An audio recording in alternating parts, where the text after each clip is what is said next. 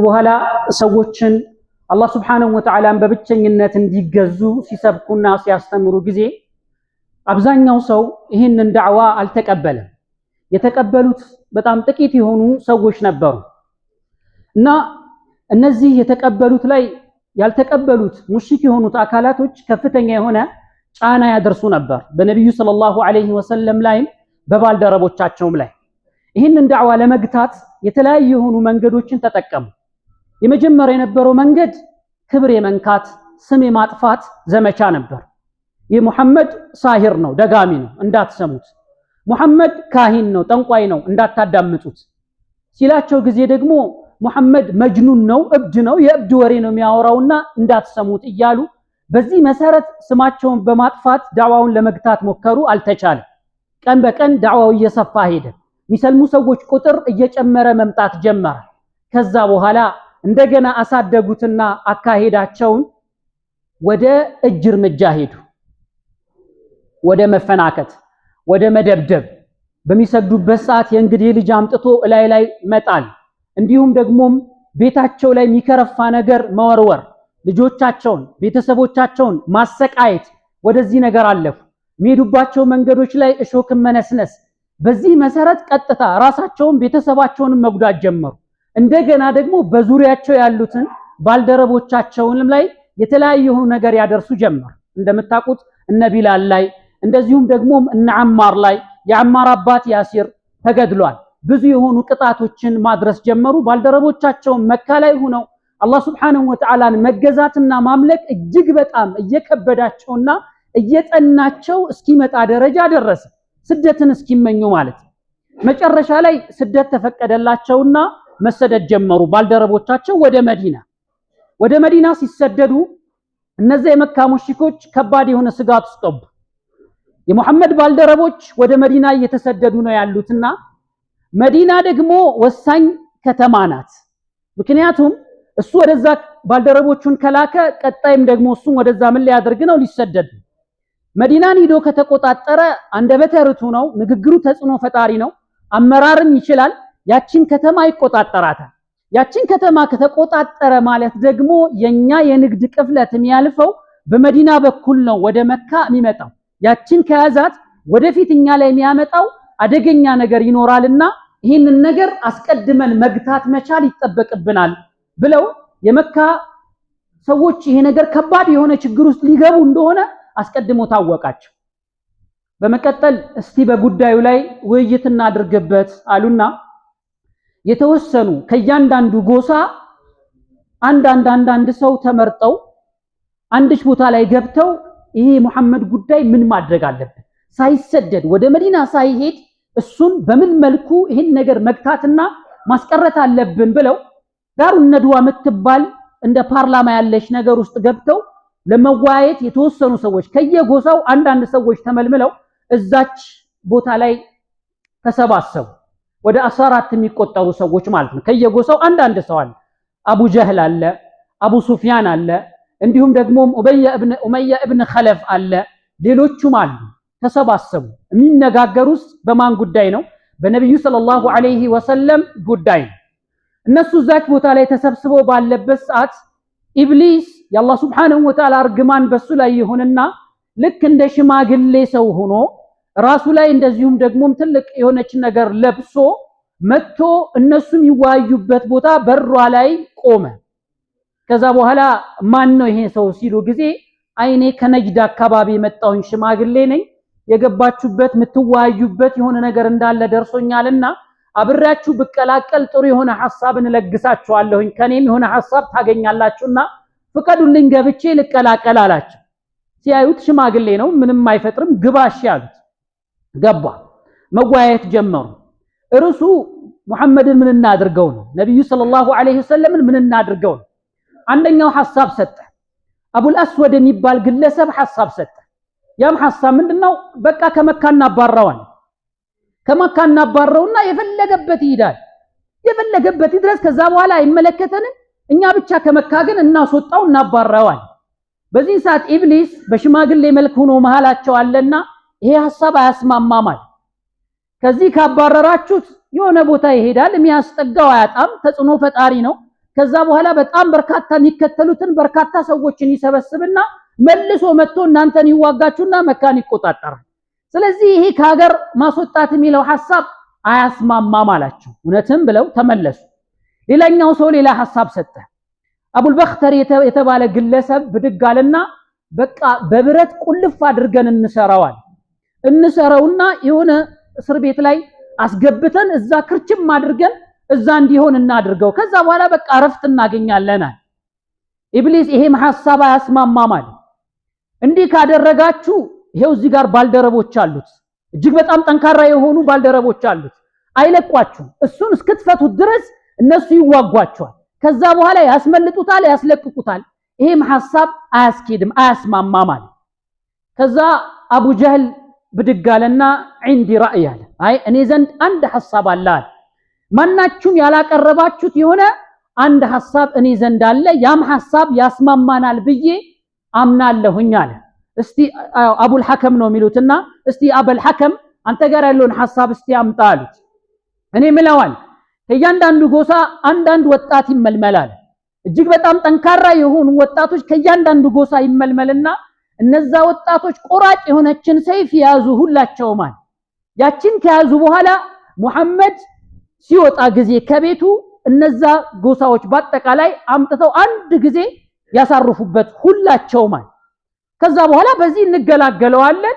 የሙሐመድ ጎሳዎች ደግሞ ይሄንን ሁላ ጎሳ ብቻቸውን መዋጋት ስለማይችሉ በደም ካሳ ይስማማሉ። በዛ ደግሞ እንከፍላቸዋለን፣ ችግር የለም፣ በዚህ ረፍት እናገኛለን አለ አቡ ጀህል።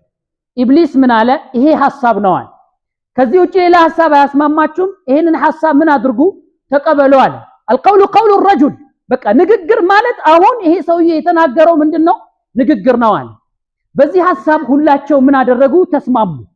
ይሄንን ክስተት አላህ Subhanahu Wa Ta'ala ሲነግረን ጊዜ ምን ይላል? وإذ يمكر بك الذين كفروا ليثبتوك أو يقتلوك أو يخرجوك ويمكرون ويمكر الله። እነዛ የካዱ የሆኑ ሰዎች በሚያሴሩ ጊዜ አስታውሳል።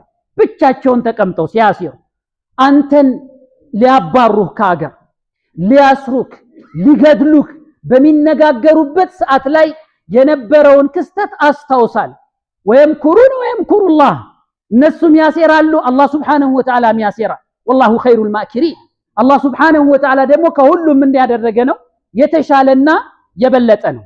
በዚህ ሐሳብ ከተስማሙ በኋላ ወጡ። ግን ሲወጡ ምን አሉ?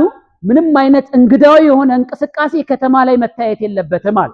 የሆነች እንግዳዊ የሆነች እንቅስቃሴ ከተማ ላይ ከታየች እቺ የተስማማንባት ነገር ትወጣና ወሬዋ ሙሐመድ ጋር ትደርስና ከዛ እሱ የራሱን የሆነ ነገር ሊያደርግ ስለሚችል ማናችንም ይሄንን ሚስጥር እንዳናወጣ ብቻ ከየጎሳው አንዳንድ ሰው ብቻ ይዘን እንምጣ፣ ለነዛ ሰዎች እንነግርና እነሱ ተግባራዊ ያደርጋሉ። በሚስጥር ይሄ ነገር ግን መያዝ አለበት አሉ። በዚህ ተስማምተው ከዛ ቤት ወጥተው ተበተኑ። በሚስጥር ይዘውታል ጉዳዩ። ከተማውም ላይ ምንም አይነት እንግዳ የሆነ ነገር አዲስ የሆነ ነገር አይስተዋልም፣ አይታይም። የተለምዶ እንቅስቃሴዎች ቀጥለዋል። ነብዩ ሰለላሁ ዐለይሂ ወሰለም ይህ ነገር ካልተነገራቸው አያውቁም። ነገር ግን ጅብሪል ወደ እሳቸው መጣ። ነብዩ ሰለላሁ ዐለይሂ ወሰለም ዘንድ መጣና ያሴሩትን ነገር ነገራቸው። በእንደዚህ መልክ አሲረዋልና ከተማዋን ለቀህ ወደ መዲና እንድትወጣ ስደት ተፈቅዶልሃል። ስለዚህ ምን አድርግ ማለት ነው? ከተማዋን ለቀህ ውጣ፣ ዛሬ ሌሊት ላይ ቤትህ እንዳታድራላቸው። ይህንን ነገር ጅብሪል አስተላለፈላቸው ማለት ነው። ነብዩ ሰለላሁ ዐለይሂ ወሰለም ከተለምዷቸው ኢሻ ከሰገዱ በኋላ ቶሎ ይተኛሉ። ከዛ ከሌሊቱ ግማሽ በኋላ ደግሞ ተነስተው ወደ ተከበረው ቤት ይሄዱና ሌሊት ምን ያደርጋሉ? ይሰግዳሉ። ይህ የተለምዷቸው ምንድነው? እንቅስቃሴ ነው። ነገር ግን የዛን ቀን ግን ቤት ምን እንዳታድር ስላላቸው ጅብሪል አሊ ኢብኑ አቢ ጣሊብን አመጡትና وهو شاب صغير ገና ወጣት ነው፣ ልጅ ነው። እሱን አመጡትና እዚህ ቦታ ላይ ትተኛለህ አንተ አሉት። እኔ ቦታ ላይ ትተኛለህ፣ የኔን ልብስ አንተ ትለብሳለህ፣ አላህ Subhanahu Wa Ta'ala ይጠብቃል፣ ምንም ነገር አትሆንም፣ እዚህ ቦታ ላይ አንተ ምን ታደርጋለህ? ትተኛለህ ብለው ይሄን አመቻቹ። ከዛ ልክ ቀትር ላይ ሲሆን የቀኑ መሃል ላይ ሲሆን እዛ ላይ ሐሩር የሆነ ምን አለ? ፀሐይ አለ። ሰዎች ብዛት ምን ያደርጉም? አይንቀሳቀሱም። አሁንም ድሮም ማለት ነው ቤቶቻቸው ላይ ምን ያደርጋሉ? ያርፋሉ። ሙቀቱ በጣም ኃይለኛ ስለሆነ በዛች ቀትር ላይ ነብዩ ሰለላሁ ዐለይሂ ወሰለም ሁሉም ስክን ባለበት እንዲሁም ደግሞ ምንም እንቅስቃሴ በሌለበት ቀጥሯ ወቅት ላይ ተነስተው አቡበከር ጋር ሄዱ። ወደ አቡበከር ቤት አንኳኩና ገቡ። ተሸፋፍነው መጡ። ሲያዩአቸው ጊዜ ደነገጡ። የአቡበከር ቤተሰቦች በዚህ ሰዓት መምጣት ልማዳቸው አይደለም። እንደገናም ሸፈንፈንም ብለዋል። የሆነ ነገር አለ፣ የሆነ ነገር እንዳለ ያመላክታል ማለት ነው አሉ። ከዛ ወደ አቡበከር ቤት አንኳኩና ገቡ። የአላህ መልእክተኛ አቡበከርን አስጠሩትና አላህ Subhanahu Wa Ta'ala መካን ለቅቄ ወደ መዲና እንድሰደድ ፈቅዶልኛል፣ እንድወጣ ፈቅዶልኛል አሉት። አስሱህበተ ያ ረሱላህ እኔ ከእርሶ ጋር ባልደረባ ሁኜ የእርሶ ባልደረባ ሁኜ አብረር ነው ወደ መዲና ምን እንሰደደው አላቸው አቡበከር። አዎ እኔና አንተ አብረን ምን እናደርጋለን? እንሰደዳለን። ማታ ለማታ ጉዞ ምን አድርግ ተዘጋጅ፣ ይሄንን ነገር ደግሞ እንደሚስጥር ያዝ፣ ለማንም እንዳታወራ አሉት። ይሄንን ብለው ለአቡበከር ይሄን ከነገሩት በኋላ ነብዩ ሰለላሁ ዐለይሂ ወሰለም ተመልሰው ወደ ቤታቸው ሄዱ። ልክ ሲመሻሽ ጊዜ እነዛ 11 ሰዎች ከየጎሳው የተመለመሉ 11 ወጣቶች ሁላቸውንም ሰይፋቸውን ይዘው ከመልእክተኛችን አለይሂ ሰላቱ ወሰላም በር ላይ ግራና ቀኝ ተሰለፉ። እሳቸው ሲወጡ ጊዜ አንድ ጊዜ ምን ሊያደርጉ ሊያሳርፉ ማለት ነው። ቤት ውስጥ አሉ አሊ ኢብኑ አቢ ጣሊብና እሳቸው ናቸው ቤት ውስጥ ያሉት ማለት ነው። እነዛ ደግሞ ከቤቱ ውጪ ሆነው ጨለማ ነው ማታ ነው፣ ሁላቸውም ሰይፋቸውን ይዘው ምን አድርገዋል? እየተጠባበቁ ነው ሲወጡ ጊዜ ሊያሳርፉባቸው። ወይምኩሩና ወይምኩሩላህ እነሱ ቢያሴሩም አላህ Subhanahu Wa Ta'ala በእነሱ ላይ ምን ያደርጋል? ያሴራል። እቺን ዓለም ያስተናብራትና የሚቆጣጠራት አላህ Subhanahu Wa Ta'ala። እሱ ያልፈለገው ነገር ምንም ነገር ምን ሊያደርግ ሊሳካና ሊሆን አይችልም። እንዲሁም የላከውን መልእክተኛ ደግሞ የሚጠብቃቸው ማን ነው? አላህ Subhanahu Wa Ta'ala ነው። አንተ ሐላፍትናህን አድርስ፣ እኛም እናደርጋለን እንጠብቃለን ከሰዎች ሴራና ተንኮል ብለዋቸዋል። በጌታቸውም ላይ ደግሞ ሙሉ የሆነ ምን አላቸው? መመካት አላቸው። ነብዩ ሰለላሁ ዐለይሂ ወሰለም አይፈሩም የአላህ መልእክተኛ። ልክ በዛች ወቅት ላይ ለሊቷ ላይ ተነስተው ወጡ በእነዚህ ሰዎች ላይ ማለት ነው። ነገር ግን ሲወጡ አላህ Subhanahu Wa Ta'ala የሁላቸውንም አይን ጋረደው፣ ማየት አልቻሉም። قال الله تعالى وجعلنا من بين أيديهم سدا ومن خلفهم سدا فأغشيناهم فهم لا يبصرون ሁላቸውንም አላህ Subhanahu Wa Ta'ala አይናቸውን ሸፈናቸውና ማየትና መመልከት አልቻሉም፣ አላዩአቸውም። አንድ አፈርን በእጃቸው ጭብጥ የሆነችን አፈርን አነሱና በሁላቸውም ራሳቸው ላይ አድርገውባቸው ነብዩ ሰለላሁ ዐለይሂ ወሰለም ከመካከላቸው አቋርጠው ሄዱ።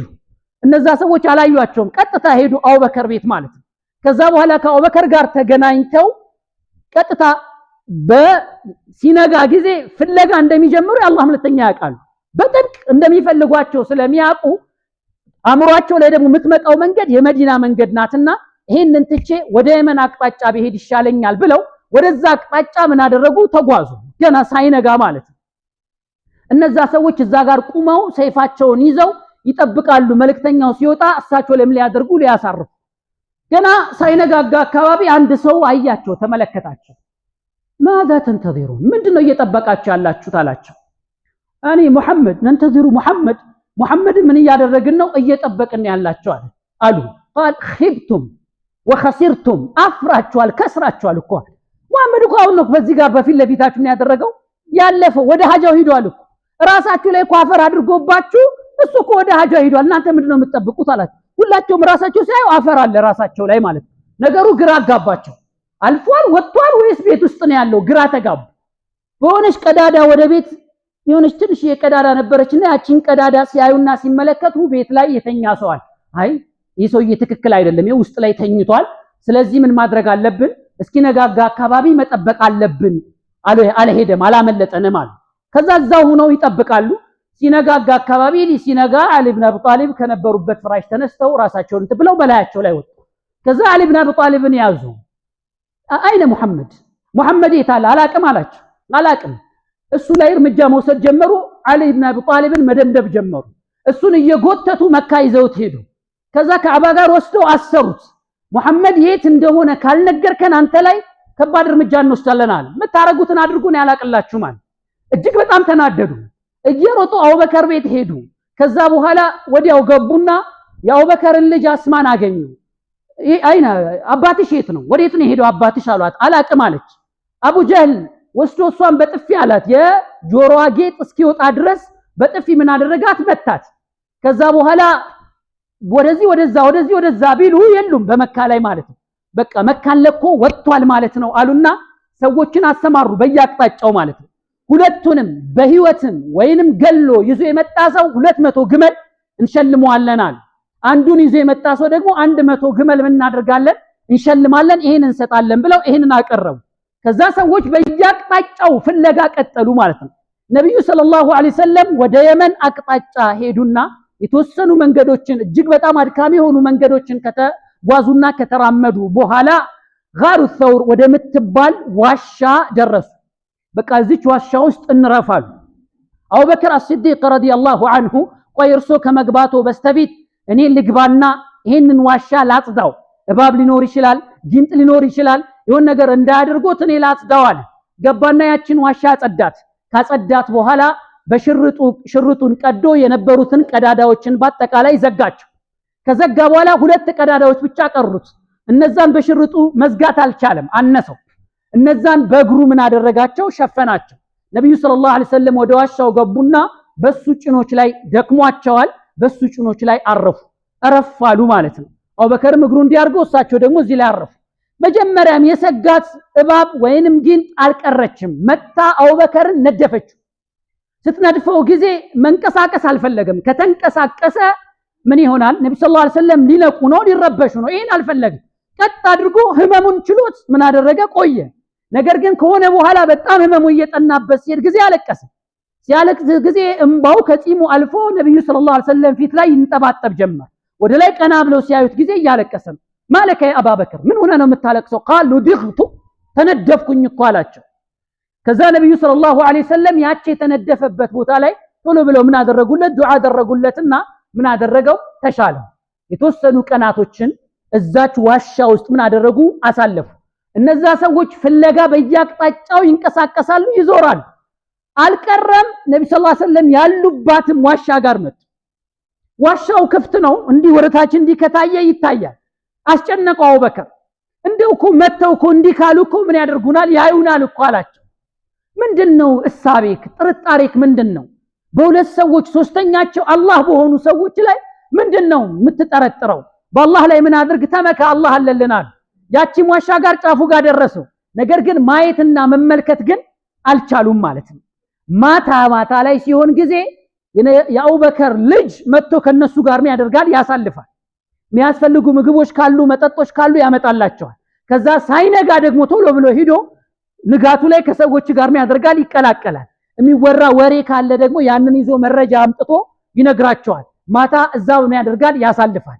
የተወሰነ ፍለጋውን አጣጥፈው በረድ ሲሉ ጊዜ አሁን በቃ ተንቀሳቅሰን ወደ መዲና መሄድ አለብን አሉና ነብዩ ሰለላሁ ዐለይሂ ወሰለም መንገድ የሚያውቅ የሆነን ሰው አስመጡና ቀጠሩ። አብዱላህ ኢብኑ ኡረይቂጥ የሚባልን ግለሰብ ይዘው መጡ። ሙሽሪክ ነው ግን አመኑት። ቀጥታ ሰዎች በማይበዙበት በሆነች ቦታ ላይ ይዘህ ወዴት አስገባን? ወደ መዲና አስገባን ብለው አሉት። እሺ አስገባቸዋለሁ አለ። በዚህ መሰረት ይዟቸው ሰዎች በማይበዙበት ቦታ ላይ አድርጎ ወደ መዲና ይዟቸው ሄደ። ወደዛ ወደ መዲና ሲሄዱ የተለያዩ የሆኑ ክስተቶች በመሃል አጋጥሟቸዋል። ነገር ግን ሰዓት ይወስዳል። አላኩል ሐል ግን ሄደው ግን መጨረሻ ላይ ምን አደረጉ? በእንደዚህ አይነት ውጣ ውረዶች ወደ መዲና ገቡ ማለት ነው። ስለዚህ የሙስሊሞች ሂጅራ አቆጣጠር የሚጀምረው ከየት ነው? ነብዩ ሰለላሁ ዐለይሂ ወሰለም ወደ መዲና ምን ካደረጉበት ነው ማለት ነው። ከተሰደዱበት ጊዜ አንስቶ ነው ምን የሚያደርገው የሚጀምረው። ባጭሩ ደግሞ ወደ መዲና ያሰዳደዳቸው ታሪክ በጣም አጠር ባለ ሁኔታ ይህ ይመስላል ለማለት ያክል ነው። هذا هو صلى الله على نبينا محمد وعلى اله وصحبه وسلم